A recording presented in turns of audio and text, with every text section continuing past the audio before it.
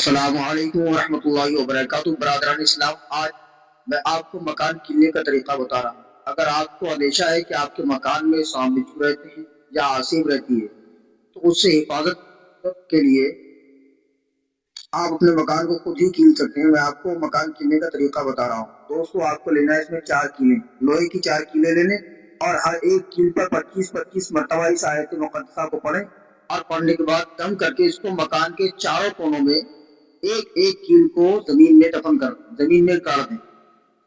اگر آپ ایسا کرتے ہیں تو آپ کے مکان سے آسیب چلی جائے گی۔ اگر سانپ رہتے ہیں تو سانپ چلے جائیں گے۔ آپ کے مکان میں آپ کی رہنے والے تمام افرادوں کی جان و مال کی حفاظت ہوگی۔ تو دوستو، اس میں کرنا کیا ہے، آپ کو کون سی آیت مقدسہ ہے، وہ کس طرح سے پڑھنا ہے، میں آپ کو بتا رہا ہوں، آپ سن لیجیے گا۔ اس میں آپ کو ہر ایک کیل پر 25 مرتبہ پڑھنا ہے۔ بسم اللہ الرحمن الرحیم، انہم یکیدون کیدا واکید کیدا فمہل الکافرین امہلہم رویدا۔